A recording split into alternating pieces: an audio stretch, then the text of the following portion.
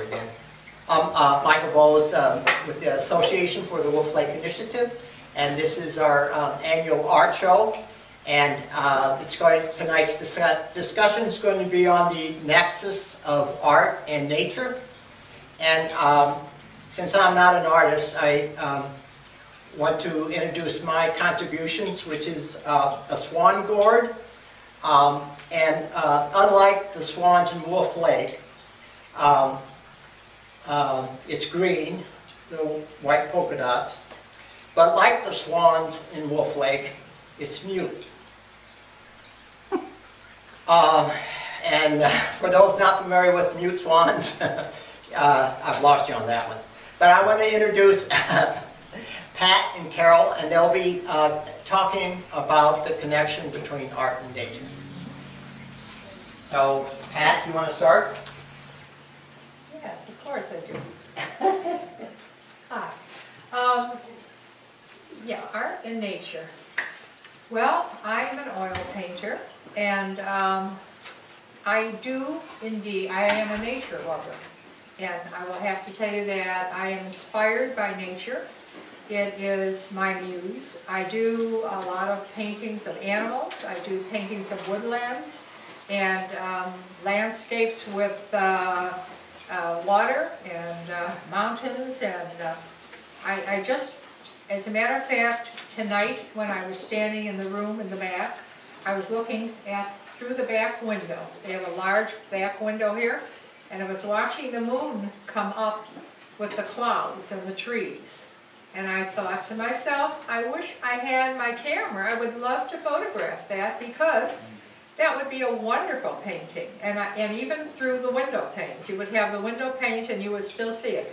And so I think there's probably very little, if you're an artist, there's very little that you don't see some type of, in nature, some type of a potential for a painting, something that you think that you would like to capture. And by the way, this is why I do these things, why I paint from nature, is because for me, I see something that I think is really unusual, and I want to capture that moment. And I want other people to see that moment. I want to share with other people. I think it's beautiful, a bird or a tree, and I want to capture that and show it to other people so they can also enjoy it.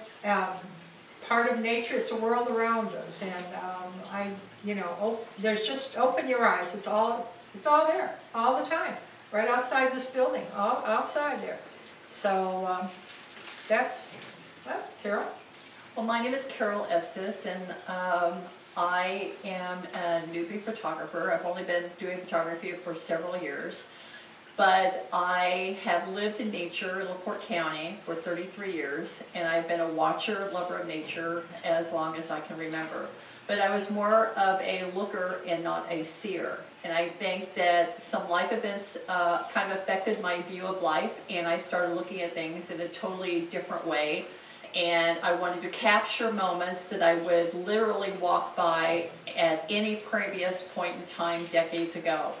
And this summer I spent weeks chasing dragonflies. If I would see a dragonfly outside, I would grab my camera, run out and chase them around the house. Damselflies, hummingbirds. I was so obsessed. I believe my friends on Facebook are about ready to wring my neck by the time the end of summer was. They said there is another bird picture. And this summer I joined the 365 project, where you take a photo every day, chronicle the life of your photographer, and that has nearly worn out all of my friends and family. But they've all been really good-natured about it, and I have captured moments in time that will always be with me. I also share them in my photography. It's a work in progress to learn the techniques of photography, but I have a willing plethora of nature outside my door. In fact, just this summer I found I have a nuthatch that was from a spring brood that was born with only one leg. and I had to change up my bird feeder just so that there's a landing strip with a mat so that the nuthatch has a better way to feed to make sure it'll be strong and work through the difficult winters, because LaPorte has really tough winters. And also today I had another little finch at my feeder, and he has physical issues. I'm not sure what they are, but I'm always watching and concerned to make sure that if I see him, he'll sit on the perch of the feeder for 6 or 7 minutes, which is so not typical of birds. So he has a swallowing problem, whatnot. So these are things that I do, and I adapt to make sure that if I can do anything to make their winters better, that's what I do. In the meantime, I'm running my camera. I bet I take 1,500 shots a month, and if that few, and I can't stop. I'm a girl obsessed with her camera, and if you sit for too long, you'll hear too many stories, and I will wear you out. You mentioned that you started looking differently at nature. How are you looking differently? What is it that you're doing differently now? Actually, I had a couple life events. I lost a husband and a mother within 8 months of each other in 05 and 06. That just absolutely changed up everything. It was an entire game changer. Everything I did, I saw differently. I cannot explain it, but it was just a phenomenon in my head that all of a sudden life just changed around me. And everything I saw, I took, and when I first started, I said, I would look and not see. And now I look and I see. And now I chronicle what I see, and I'm taking in what I see as opposed to just looking. So I spent years living on 7.5 acres on an old orchard in LaPorte. I could see it, but I wasn't taking it in. And now I take it in, I see the birds, I see the deer, I see the dragonflies. They've been there but now I see them. I get them up close, and I just like, it's just amazing. And I can't explain it. It's really difficult to know. I think it's just something inside surfaced that was probably there, and it just has been running, and I'm trying to keep up with it. We were laughing a little bit earlier about Carol's observation about birds, because it seems that, and I am a bird watcher too, I love nature, but I don't think I have ever in my life seen a disabled bird. But she has disabled birds at her feeder. She has one that has one leg, and another one that has swallowing problems and maybe sight problems, and whoever would have thought? I mean, I guess we just take for granted that birds are all born 100% right, but they can certainly have disabilities the same as people, I guess. Right. So yeah, interesting. So we've been seeing, but we've been looking but not seeing. You're correct, Michael. I have yet. And that's really the only way, because I know that we go through life and we let life just pass us by. We're in the car, yes, we have blinders on, and so many people go through. And I suffered the same thing going through, because I had things to do, places to go, places to be. Mm-hmm. And all of a sudden, I got hijacked, and it caused me to, it just caused something inside, and all of a sudden everything is different. Time and space, everything has just become a totally different different current. Kind of dimension for you. And I can't explain it, but I know that every other people have things in their life the way they share artistically. Mm-hmm. And all I can do is share a moment in time, but I'm proud and excited to learn to improve on that, and that moment in time, and that's what art is being able to share a moment in time. I think it is too. Yeah. It is. That's exactly what I was saying.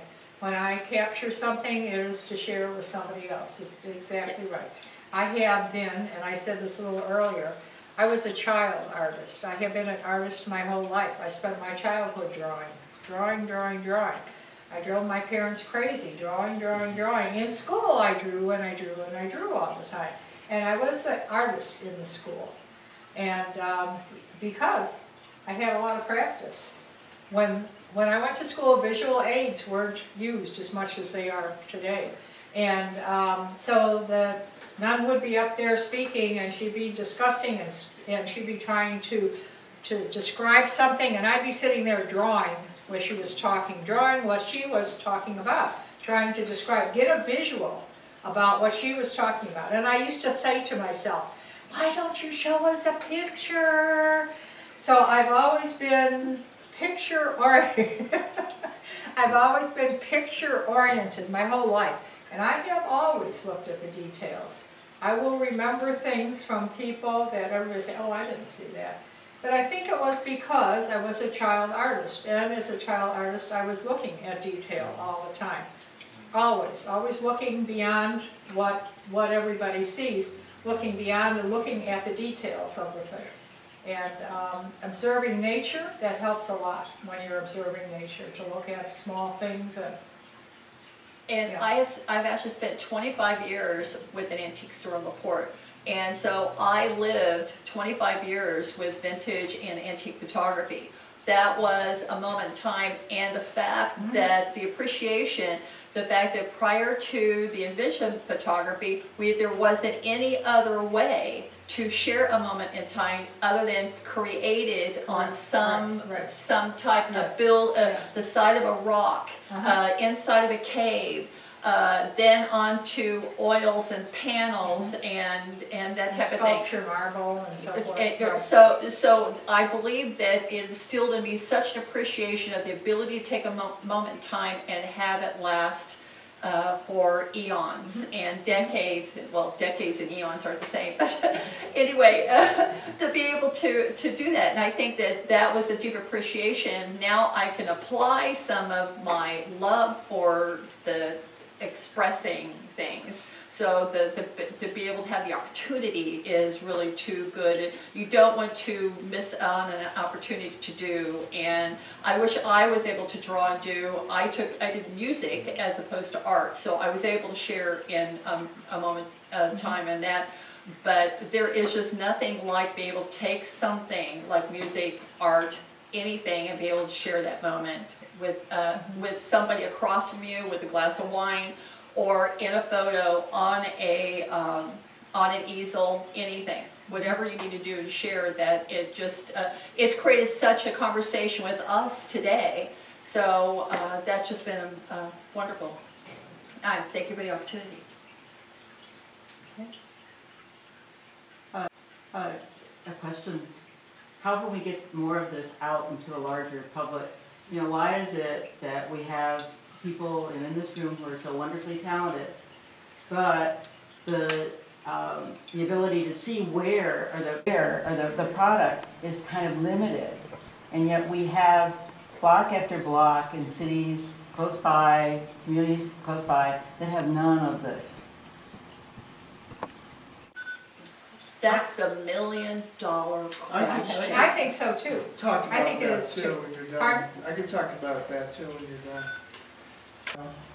You got things starting to happen in Hammond with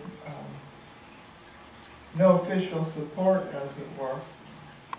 And for instance, you have Paul Henry's Art Gallery, Sibley, over there in Holman. And then you got places like Serendipity on Holman, Hammond Art Center, and the Sidecar Gallery. Now, if you're on Facebook, you become friends with a few of these producers of art, and they all share these events, like even this one, and let people know what is happening, who they can see, what shows opening. This goes all the way to Whiting now. The 659 Gallery in Whiting and the Cornerstone Gallery. And they just had that walking tour a week ago. So I think it's, Hammond and Whiting are very fortunate because they have these galleries. But and South Chicago, we were talking this afternoon a little bit, South Chicago to a lesser extent, but East Side, Hegwish, nothing. And a mural or two. yeah, a mural or two, and I shouldn't have said nothing, but that's about it, a mural or two. And so it's not, in some communities, I think it's stronger than others. How about in South Holland? Okay, South Holland has quite a few artists who actually live in that town, and once a year they have some kind of a little fest in you know, Holland Fest with the Dutch shoes and so forth, and they have a little art show. Just the residents of South Holland, those artists were allowed to be in that show, but they promoted that locally. And I think the reason partly for the lack of general art in the community is because most arts were discontinued in the school to a very large extent. I think probably in the 50s and 60s when they started cutting budgets. And it wasn't until probably 10 or 15 years ago, and certainly right now in education, where people are beginning to realize the value of art. It isn't just for children anymore. It enriches your life forever. If you are an artist, you can be an artist your whole life. You can do it. You can play music your whole life. You can sing if you sing. You can do that your whole life. You might not be great, but you can still do it. And you certainly can enjoy the arts. But you have to be turned on to that at an early age, like everything else. And if you don't have that in school, if you don't expose children to art when they're young, and all different kinds of art, dramatic art, all the performing arts, the visual arts, photography, fine art, if you don't do that, dance, you're not going to have a population that understands and appreciates art. It starts in the schools when they're young. That's when you do it. And it's starting to come back now. People are now starting to realize that arts have a real important place in the education process. It isn't just a frill anymore. They should be there in the school. And I think that going forward, we're going to see more arts in the school. Picasso said, every child is an artist. I drew when I was little. I bet all of you drew for a little while, and then suddenly you stopped. But what we do is you need to encourage the arts, whatever, encourage it, no matter how amateurish it is, and encourage the child to explore the arts. Again, you have to do it when they're little. You don't all of a sudden become 26 years old and say, oh, yeah, I think I'll look into the arts. It doesn't happen that way. I'd like to add something too. You've got like Prairie State College and Governor State College where I got a degree in photography, but I carried a camera to grade school, Rebel School in Lansing, and because the teacher was so beautiful, she inspired me. So I do people photography primarily, although I've done the whole gamut, nature and so on. But not only do you have that, but you have these schools in Chicago that are teaching computer art, and there's other computer programs locally that people are doing photo manipulations, and maybe not in the old way of doing drawing and painting exactly, but there's the big schools in Chicago, they're commuting back here to live, you see, and they're going to those schools, but they're not children anymore. They're young adults. But then you look at yourself, are you supporting local artists? You know, when you purchase art for your living room or something, where are you shopping? Are you supporting the local galleries? You know. That's why I have a bumper sticker on my car that says, support the arts, buy my artwork.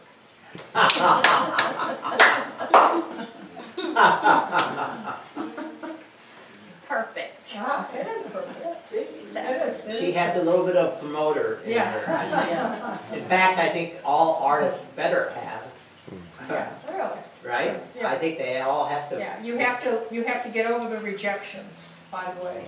Just like an author, you get those little rejection notices in the mail. Yeah, I was considering all this recently, having been more affiliated with Paul Henry's Art Gallery lately, living in Lansing. It's a place to go on Thursday night for the jam session potluck, 7 to 11 on Thursdays. And the public's welcome, but you get acoustic musicians, artists, you know, photographers, and friends. And with the potluck, so there's something there for everybody to talk it over and have fun with. But like in Lansing, where I'm at, it's like dry in comparison, but you get an opportunity to get out on Thursday night and meet people. And I was talking to the artists today here.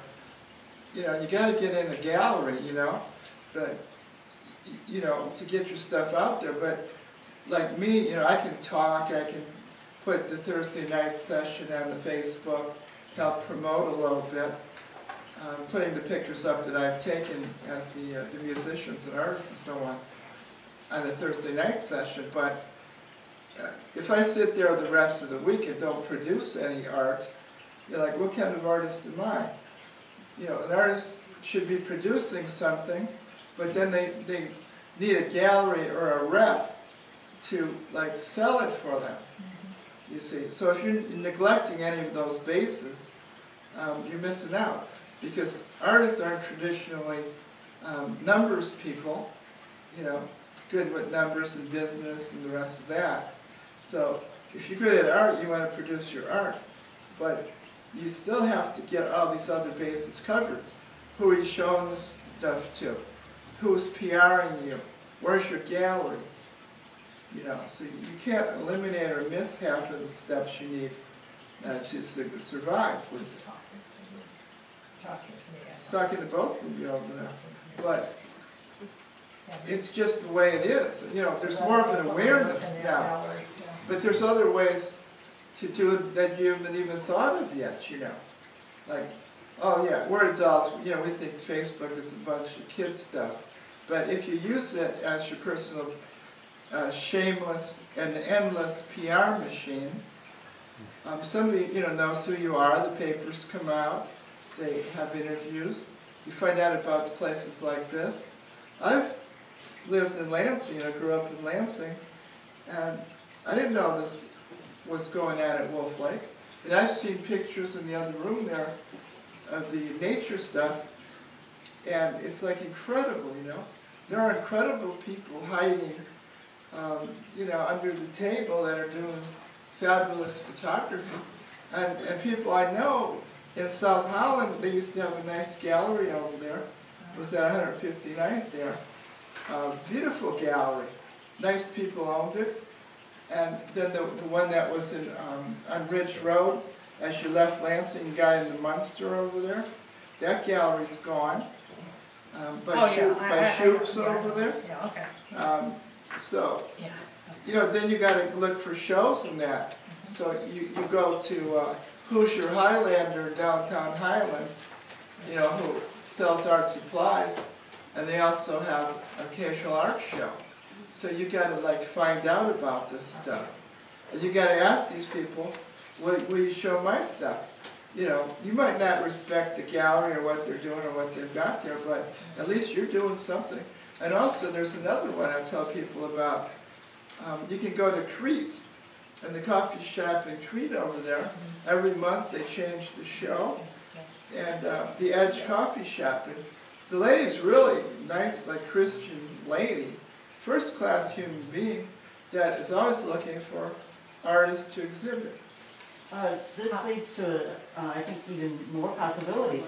Why doesn't every bank, every coffee shop, every restaurant have like an art area? Well, has anybody approached them? In South Chicago, a couple of years ago, we had an art exhibit at a bank. And it was quite fine. It was really quite fine. Unfortunately, the people who worked together to make that happen didn't stay together. But I mean, why can't that Well, you can go to Whiting for that now, the Cornerstone Art Gallery. It's some of the same associates are with the 659 Gallery in Whiting. They're going to be looking for shows for the Cornerstone Bank over there. They call it a Cornerstone Gallery. It's Centier, right? Yeah. Yeah. That's great. That's great. Yeah. So you have to like dig for the information, it seems. Actually, I just have a rhetorical question for you, Michael. Yeah. And where did that picture come from? That was, I think, taken by Bob Victor. He was here, I know Bob. yeah. But where were those swans? Those are not the swans in Wolf Lake. Those are Because the swans in Wolf Lake carry their neck like this. When I did, one of the things, when you're an artist, if you're going to do something, you have to do a little research. And this is Oh, the it's way- different species. a different species. of The swan. swan that carries his neck straight Longer, yeah. is a different species. Yeah, Yeah. yeah. This is the swan, I took the photograph and painted it from Wolf Lake. And this is the swan from Wolf Lake. I think you should use my painting. All right,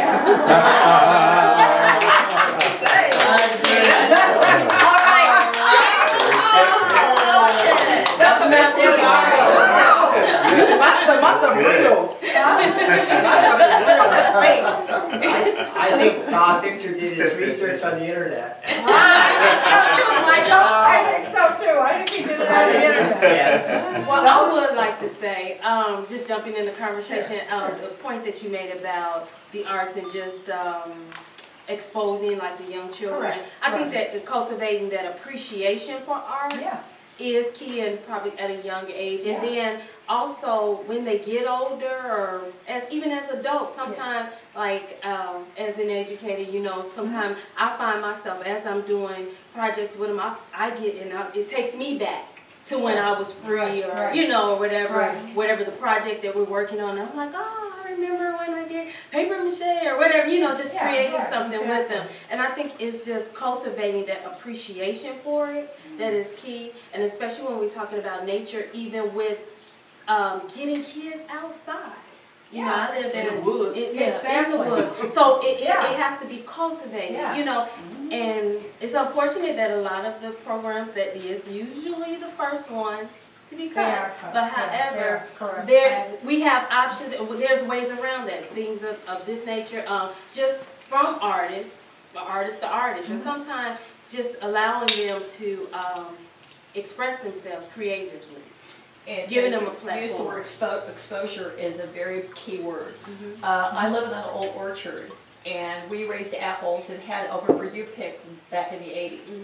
And we had families come out from Chicago. They'd all load up in the car, they'd come out to pick apples and whatnot. Well, we had a horse at one time, and of course dogs and cats, all the normal kinds. Well, there was a family that came out of Chicago, and the father looked at it and said, see, you got to see a dog and a horse in the same day.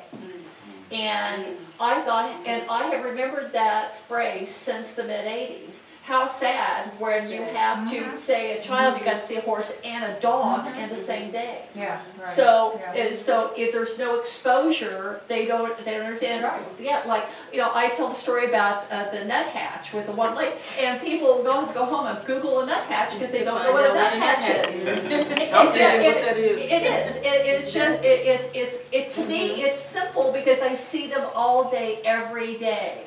And I live out in the county. I have, you know, the animals outnumber the people in the acres and acres around me. So I forget that I have given this bountiful harvest to appreciate. So the fact that I have ability to take a camera and take the shots to do, all of a sudden they say it's just a moment, it's another moment, and it allows be able to share the exposure, say here is a nuthatch with one leg, and you say, well, how does nature do that? And they do it people, they do it with animals, so it allows conversation as well. The exposure allows a story to be told, and then the conversation to education. And it's all simple thing, and it could be done at the dinner table, but that's another story. They don't push that because of art, because they think there's no future in art. They say, well, you can't get no job doing this. If you do, you're going to start with an artist. You know what? You can't, as a fine artist, some fine artists can make a good living at that. I know that because I get art magazines, and I know some of them do. But you're right. On a general job reality market, scale, they're not going to. But if you're an artist, you can get today all kinds of graphic computer jobs. It's all it's all related training. Do you understand? And even before that age came along, there was illustration in medical books. illustration in all kinds of things. People could design cars, design this, design that, blah, blah, blah, blah, blah. So if you're really serious about it, and again, fine art, doing fine art, the type of thing that I do, but see, I taught for many years too. And and I still do some teaching from time to time. But again, you can't make a living in that specific way, but you can do allied things. And then you can do this also. So one would be my job, and this would be my passion. Right. So, but you can still allow yourself to have that passion. And as I told you, into the ripe old age, you can be doing art and appreciating it, and it enriches your life.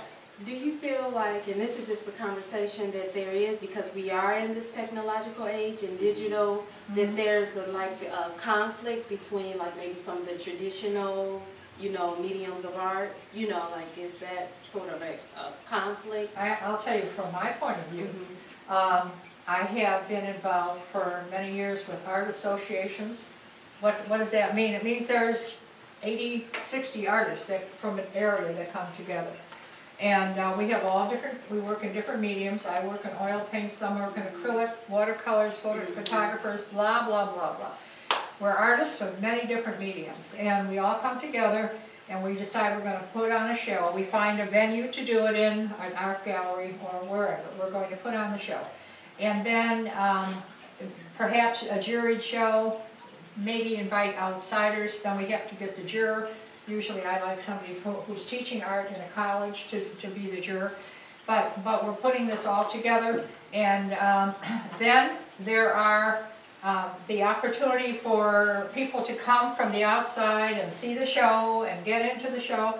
And we have those kind of things. Persistence, perseverance, and endurance are the qualities it takes to make an artist. Talent is the least. If you don't have the first three, you can forget about talent. Okay? You can be the most talented person in the world. If you don't persist, if you don't persevere, you are not going to ever reach your potential as an artist. You just have to keep going. Keep going. Nothing can stop you. Nothing can stop you.